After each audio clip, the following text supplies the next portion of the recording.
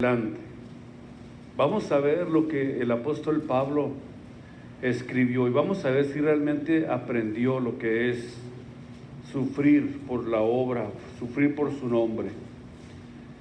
Bendito sea, comienza diciendo el versículo 3, sea el Dios y Padre de nuestro Señor Jesucristo, Padre de misericordias y el Dios de toda consolación. Qué palabras tan bonitas.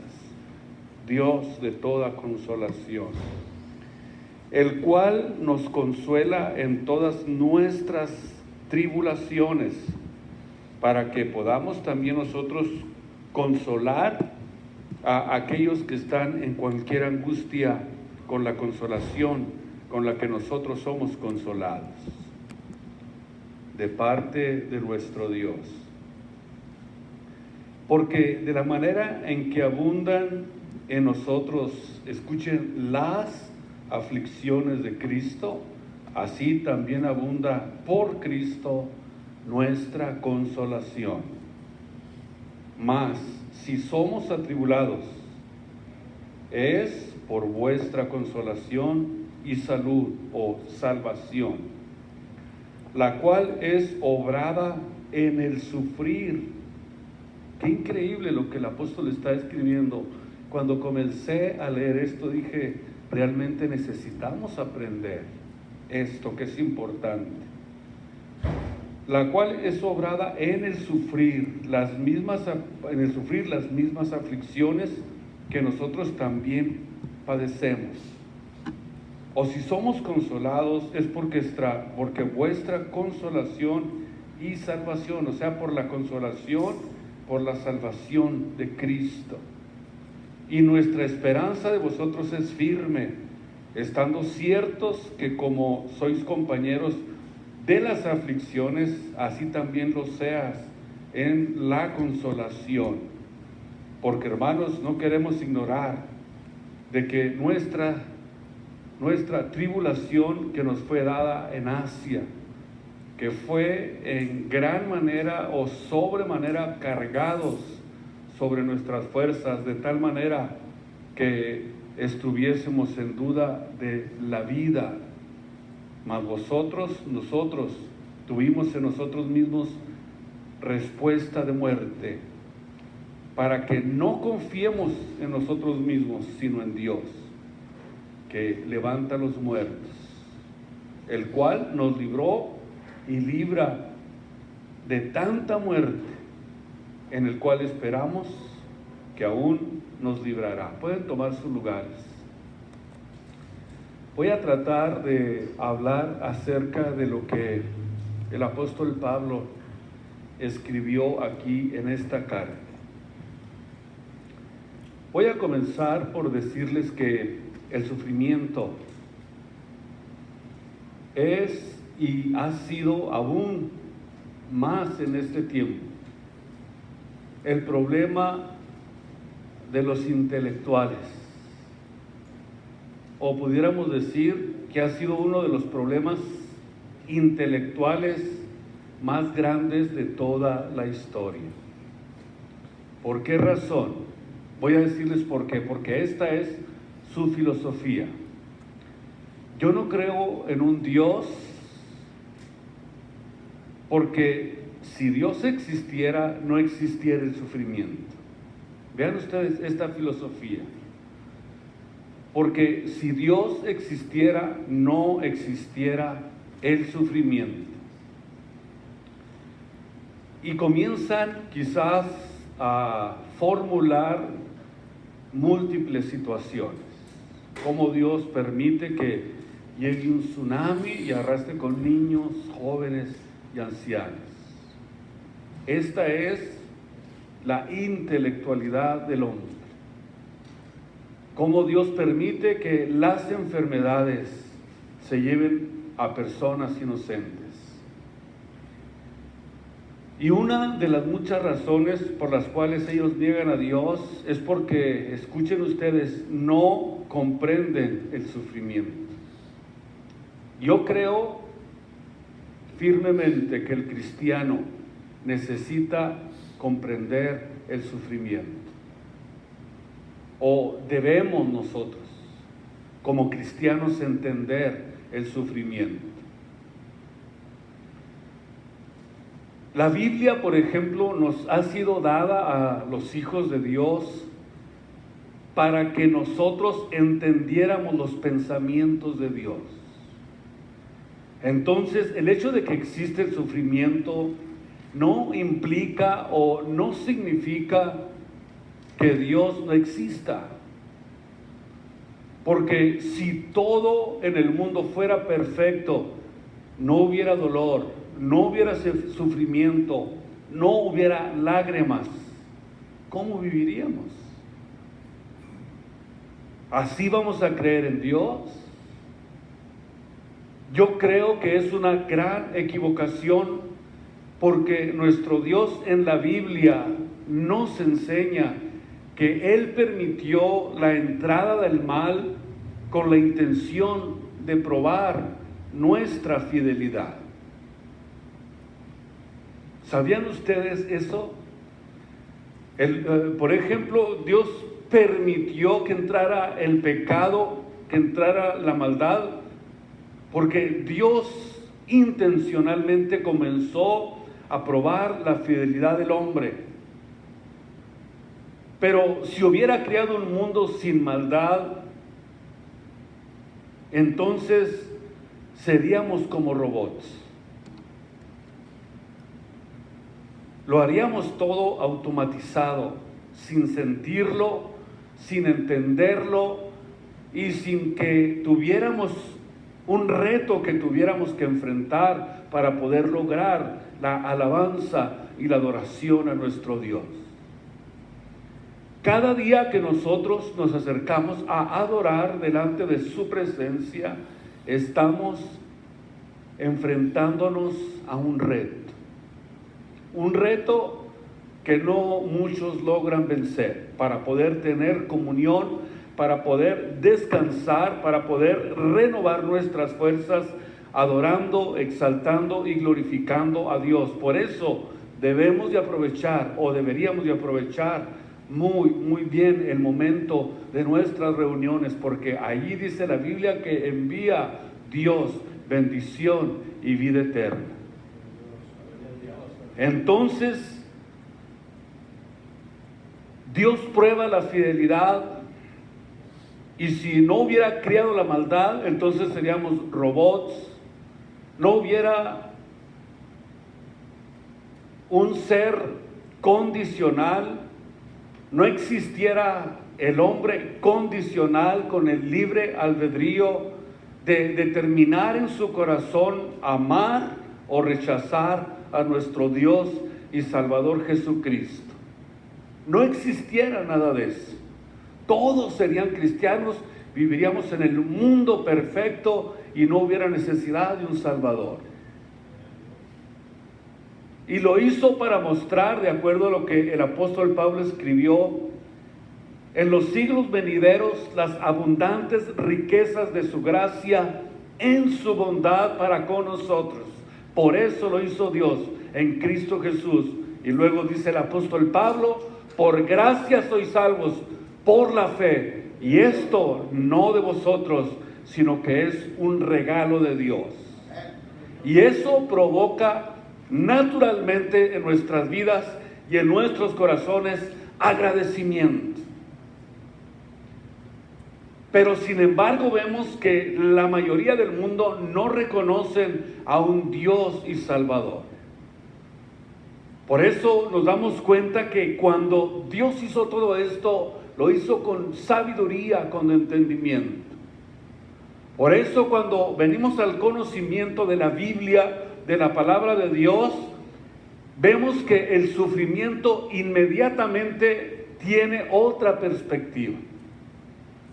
O pudiéramos decir una perspectiva muy diferente a la que el mundo tiene.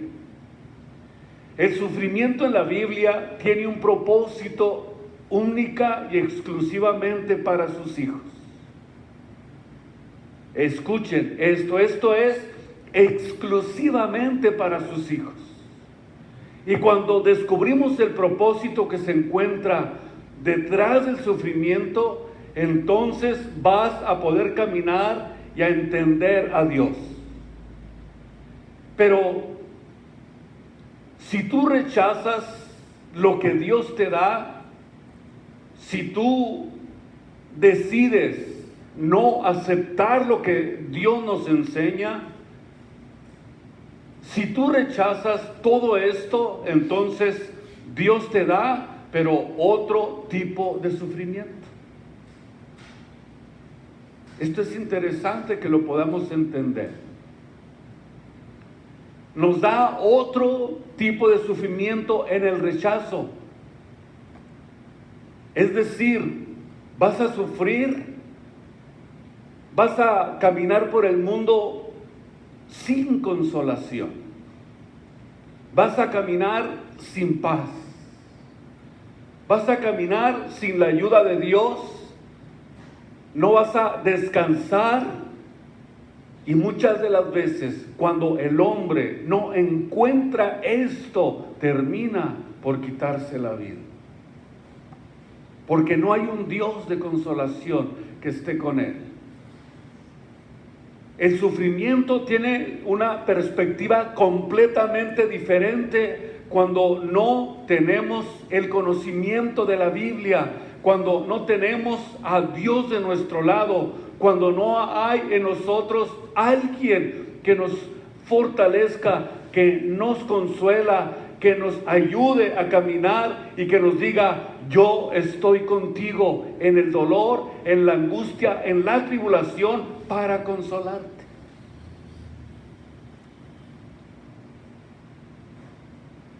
O sea que Dios está atrás del sufrimiento. Por eso es que existe, de acuerdo a la Biblia, un solo camino, una sola verdad, un solo Dios. Y Él es el camino, es la verdad y la vida. No hay más, no existe ningún otro. Y es el camino precisamente en el que Dios nos quiere llevar. Porque estamos en un mundo, naturalmente, donde el sufrimiento es parte del sistema de vida de este mundo, pero caminarlo sin Dios es difícil y en ocasiones hasta imposible para el hombre.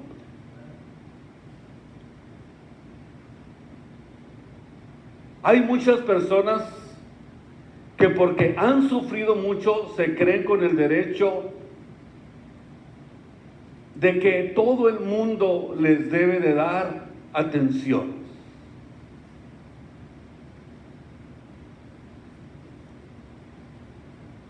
Ya sea con él o con ella. Y desarrollan una autolástima. ¿Y saben qué es lo que trae la autolástima? Trae la victimización. Y se centran en sí mismos, nada más, solamente en sí mismos. Y como yo soy la víctima, todo el mundo me tiene que todo el mundo entenderme. Todo el mundo tiene que sujetarse a mi ideología, porque yo soy la víctima. Nosotros no debemos de reaccionar así cuando pasamos por el sufrimiento. No debemos de reaccionar así. La Biblia nos dice que nuestro Dios es un Dios que es el Padre de misericordias. Misericordia es la palabra oik, irom, del griego, y significa compasión por las personas necesitadas, por las personas lastimadas o heridas. Si hubo algo que caracterizó precisamente a nuestro Señor y Salvador Jesucristo, fue que vino a este mundo para tener compasión del mundo. para tener compasión del perdido. Él vino a demostrar compasión, vino a demostrar amor. Él vio la necesidad en la que el mundo se encuentra. Él vio a un mundo perdido y tuvo compasión.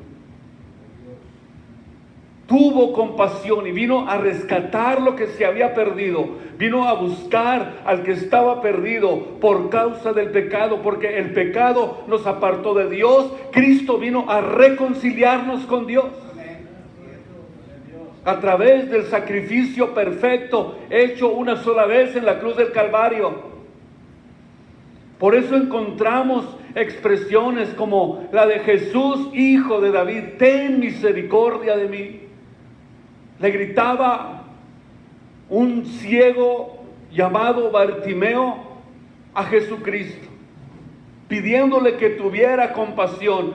Y vemos que Cristo en su misericordia lo sanó y le dio y le recobró completamente la vista. ¿Por qué? Porque nuestro Dios es un Dios de amor y de misericordia, de compasión. Él mira cuando hay sufrimiento. Él está pendiente de nosotros. Él cuida de nosotros. No estamos solos en el dolor ni en el sufrimiento. Cristo está con nosotros para fortalecernos, para consolarnos, para animarnos, para darnos fuerzas, para que podamos continuar hacia adelante.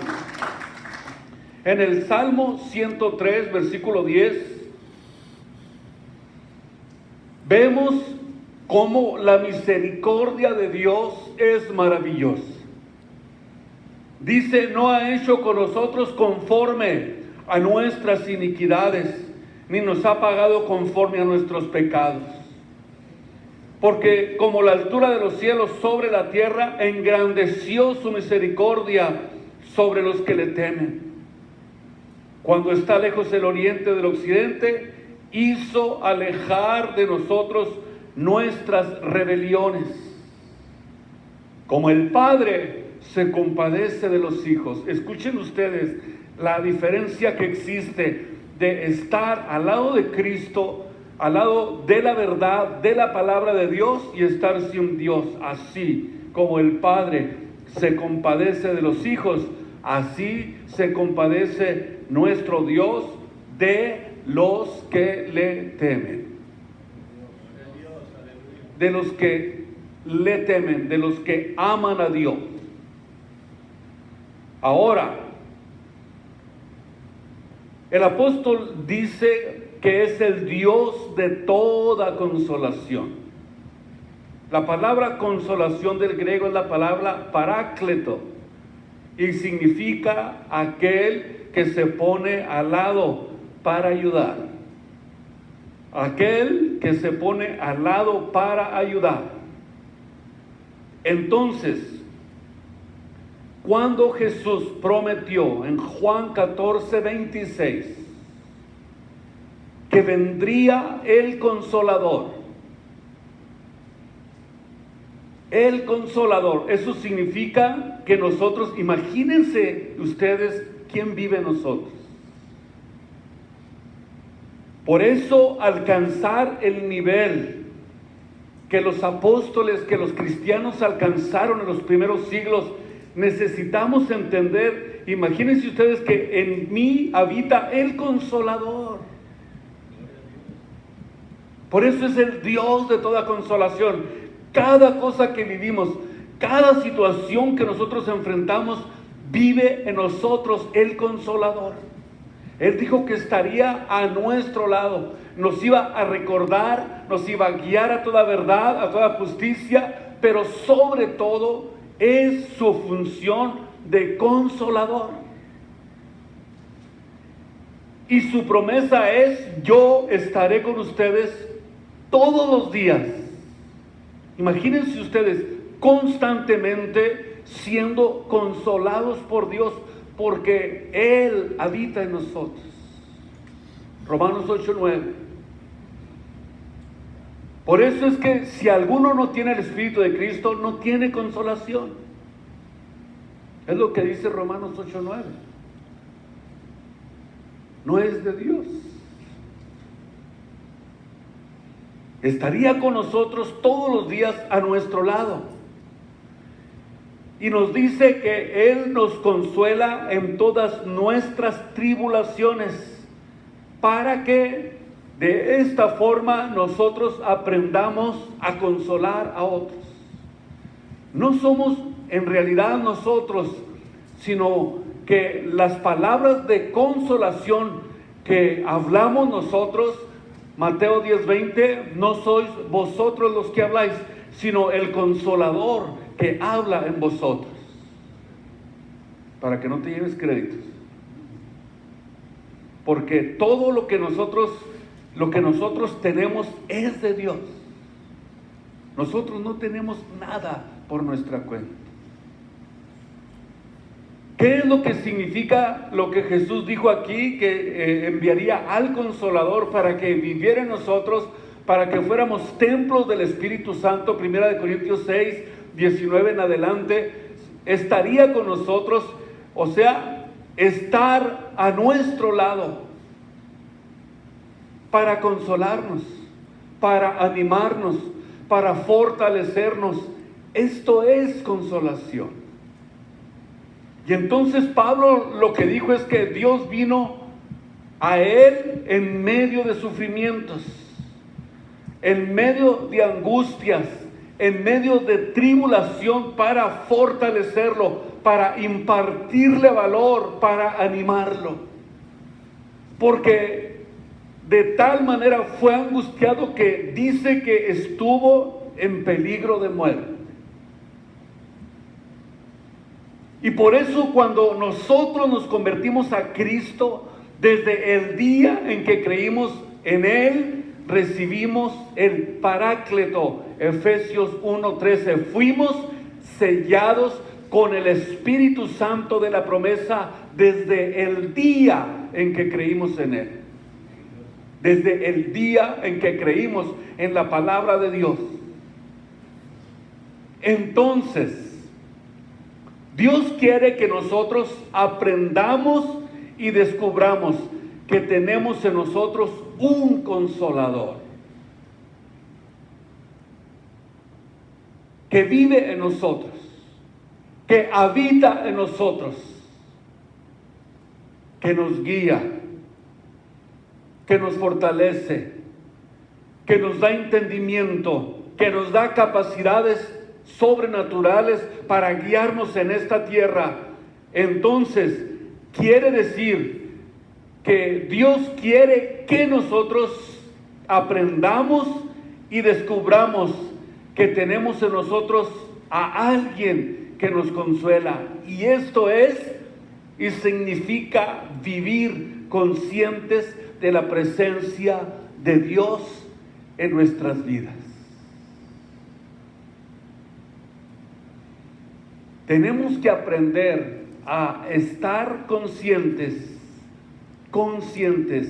de la presencia de Dios, de la presencia de Cristo en nuestras vidas las 24 horas del día. Cuando el hombre tiene conciencia de la presencia de Dios en su vida, se aparta del pecado, porque no quiere incomodar al Espíritu Santo. No quiere incomodar, porque dice la Biblia que si nosotros pecamos contra Dios, ¿qué hace? Se incomoda la presencia de Dios en nuestras vidas. En Efesios 4:6 comienza diciendo el apóstol Pablo: por nada estén afanosos, sino sean notorias nuestras peticiones delante de Dios en toda oración y ruego con hacimiento de gracias, y la paz, y la paz de Dios, que sobrepuja todo entendimiento, guardará nuestros corazones y nuestros entendimientos en Cristo Jesús. Cuando utiliza la palabra por nada estéis afanosos, eso significa No permitas que la ansiedad y la preocupación entren a tu vida. ¿Por qué? Porque indican una falta de confianza en la sabiduría, en la soberanía y en el poder de Dios. Increíble esto. Gracias. Esto es lo que realmente indica. Cuando nos afanamos, estamos perdiendo la confianza en Dios.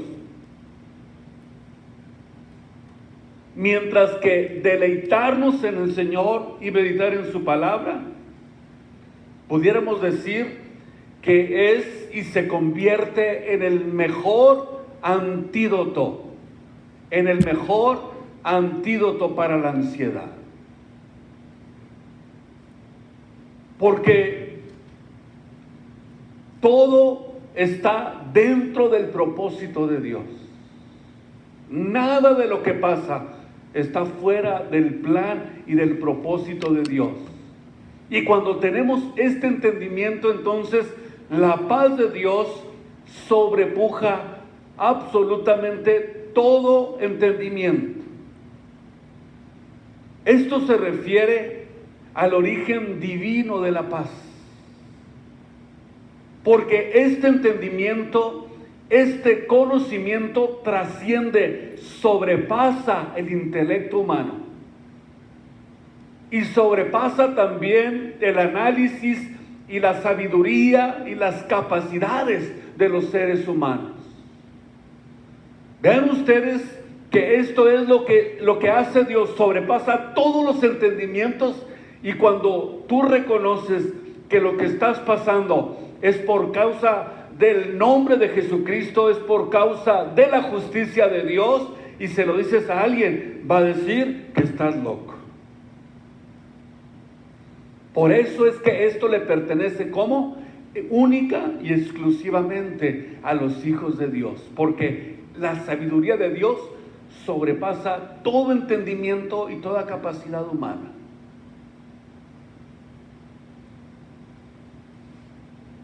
Así es el asunto de Dios en nosotros. La paz, sin embargo, es un estado emocional donde el alma se encuentra en aguas tranquilas, donde nada nos perturba. Y entendemos que todas las cosas nos ayudan para bien conforme al propósito de Dios, a los que amamos a Dios. Todo lo que nos sucede nos ayuda para bien conforme al plan y al propósito de Dios con el que fuimos llamados. El secreto es cómo debemos nosotros, ya como cristianos, reaccionar. ¿Cómo reaccionamos ante el sufrimiento? ¿Cómo reaccionamos ante las decepciones? ¿Cómo reaccionamos ante la enfermedad? ¿Cómo reaccionamos ante el dolor? Nosotros ya no podemos ser iguales a las gentes de nuestro alrededor, porque tenemos un Dios todopoderoso que nos quiere consolar. Pero es triste que muchos cristianos, cuando sufren, no buscan a Dios. No buscan a Dios cuando sufren. Recurren mejor a la autolástima.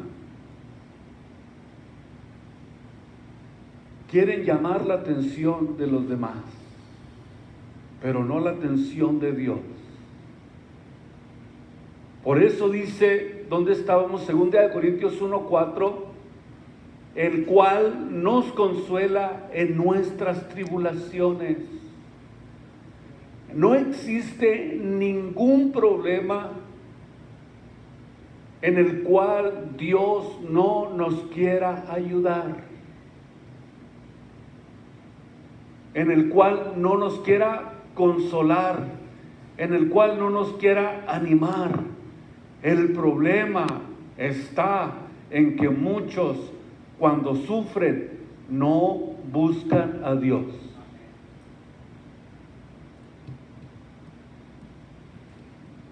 Cuando Dios está a través de lo que estás pasando, tratando de llamar tu atención.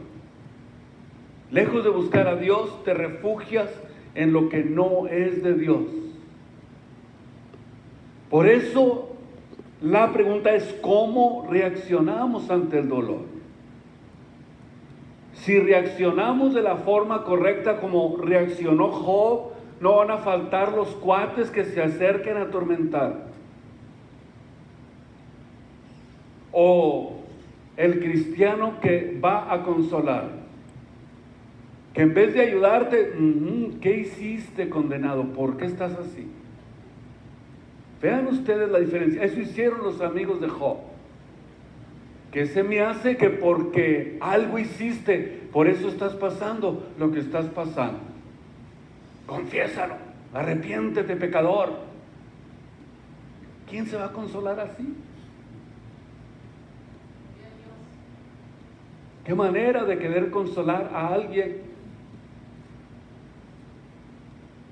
Lejos de ayudar, los amigos de Job fueron a perturbar y a molestar y a aplastarlo. ¿Por qué? Porque no son como la consolación que Dios nos da. Dios es un Dios que sabe muy bien lo que está haciendo. Y si la reacción es positiva del hombre, inmediatamente Dios comienza a trabajar, comienza a consolar, a levantar, a fortalecer, a animar al que está caído, o al que está triste, o al que está pasando por tribulaciones. El término, tribulaciones, es un término que se refiere a una presión aplastante. ¿Y saben ustedes por qué? Porque siempre hay algo que quiere debilitarnos. Siempre. Hay algo que quiere robarnos la paz de Dios. Hay algo que quiere extinguirnos, que quiere destruirnos. Pero sabemos que Dios nos sostendrá. Sabemos que Dios nos fortalecerá. Y hay una razón por la que nuestro Señor y Salvador Jesucristo nos consuela, es porque Él lo hace con nosotros. Vean ustedes, Él lo hace conmigo, Él me consuela, Él me fortalece, Él me anima, Él me da fuerzas para seguir. Lo hace conmigo para que cuando yo reciba esa consolación, esa fortaleza, ese ánimo de Dios, de esta forma yo pueda consolar a otros. A otros que se encuentran en alguna tribulación, en alguna angustia, en algún dolor. O sea que todo lo que Dios nos da no es para nosotros. Si Dios nos consuela, no es para que yo solamente viva en paz. Si Dios me da la palabra de Dios, si Dios me da constantemente palabra de Dios, no es para que nomás me engorde yo con la palabra de Dios. Que esté lleno, que esté fuerte, que esté fortalecido, que tenga mucha paz de Dios, que tenga mucho conocimiento. ¿Sabes para qué te lo da Dios? Para que se lo des a otros. Y muchos nomás comen y comen, pero no dan.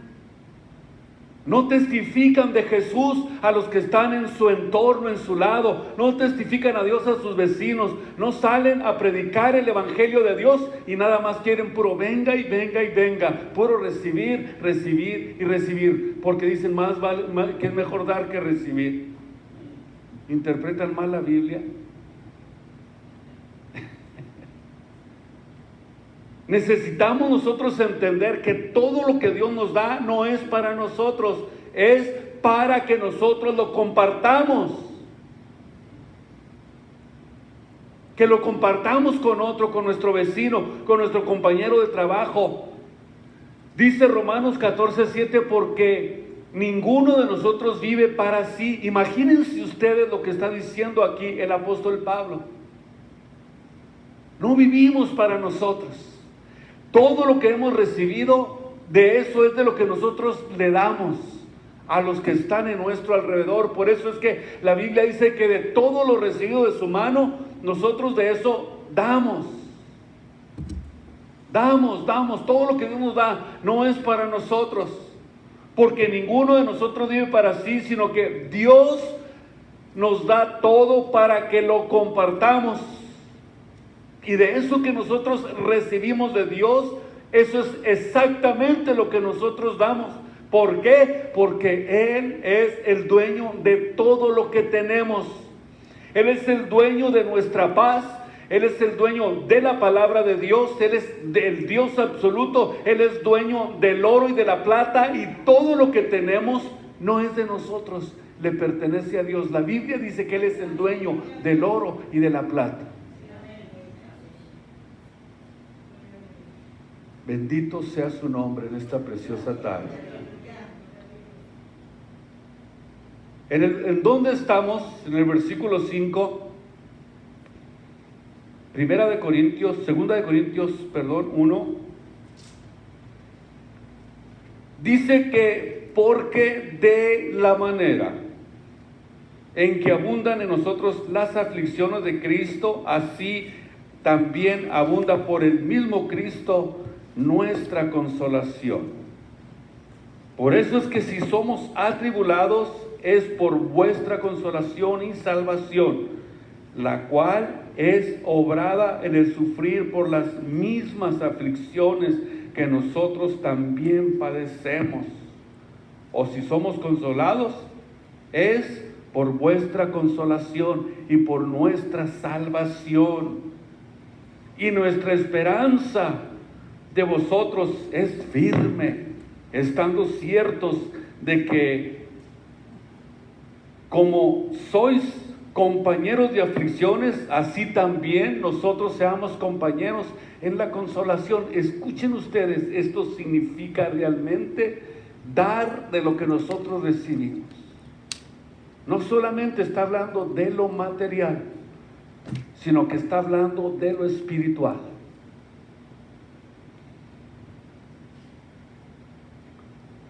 El cristiano que tiene todas estas bendiciones de Dios, llega a la iglesia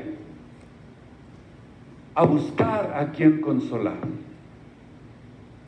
Por eso yo les pido, seamos sensibles, amándonos los unos a los otros, consolándonos los unos a los otros. La razón es porque esto es proporcional. Nuestro sufrimiento y nuestra consolación es proporcional. Dios es un Dios de equilibrio. Aún toda la creación está perfectamente bien equilibrada. La distancia entre la luna y el sol perfecta. La forma de rotación perfecta. Todo está debidamente equilibrado. La tierra sobre su eje, bien equilibrada. Por eso es que Dios nunca permitirá que ninguno de nosotros sufra más de lo que nosotros podamos aguantar. Porque Dios es un Dios de equilibrio. Y no nos va a dar más cargas de las que nosotros podamos llevar. Porque dice también la Biblia que juntamente con esa tribulación, con esa angustia, dice que nos da la salida para que podamos aguantar. Ahora entendemos por qué es diferente el sufrimiento en Cristo. En Cristo sufrimos por un propósito. Dios está desarrollando nuestro carácter, pero también vemos Dios perfectamente bien equilibrado en todo lo que hace. Por eso es que la consolación de Dios es única y exclusivamente para los creyentes. y se extiende esta consolación a la medida o en la medida de nuestros sufrimientos por Jesús, por nuestro Señor. Cuanto más sufrimos por causa de la justicia de Dios por su nombre, mayor será la consolación. Esto es interesante, maravilloso, excelente. En Primera de Pedro, capítulo 4, versículo 12. Vean ustedes qué interesante lo que el apóstol Pedro, aquí escribe. Primera de Pedro 4:12. Carísimos, no os maravilléis cuando sois examinados por fuego, lo cual se hace ¿para qué? Para nuestra prueba, como si alguna cosa extraña, peregrina les aconteciera. Antes bien, gozaos en que sois participantes de las aflicciones de Cristo. Vean ustedes, gócense porque son participantes de las aflicciones de Cristo, para que también en la revelación de su gloria os gocéis con triunfo. Vean ustedes, si sois vituperados en el nombre de nuestro Señor Jesucristo, sois bienaventurados. Sois bienaventurados porque la gloria y el Espíritu de Dios reposan en vosotros. ¿Qué significa? Que somos nosotros templos del Espíritu de Dios. Y si somos capaces de soportar todo eso, eso significa que nosotros tenemos el Espíritu Santo viviendo, habitando, somos templos, somos morada de su Espíritu Santo, y eso es lo que trae todo este gozo, todo este entendimiento y toda esta capacidad para entender que todo lo que estamos viviendo viene de parte de Dios. Pero si sufren, dice el apóstol, por meterse en negocios ajenos, yo ahí ya no digo nada. Vean la diferencia que existe. Por andar de chismoso, si sufres, ese es un sufrimiento que tú vas a tener que llevar. Por andar de peleonero, sufre y llora y pide perdón. A lo mejor Dios va a tardar un poquito más en consolarte. A lo mejor Dios va a tener que trabajar nuevamente contigo. Por eso dice claramente en el versículo 15 lo que les estoy diciendo de esta porción. Vean ustedes, aquí vemos: si eres ladrón, homicida, chirinolero, peleonero, montonero, gangoso, no sé qué más decir, si sufres por eso, estás sufriendo por meterte en negocios ajenos.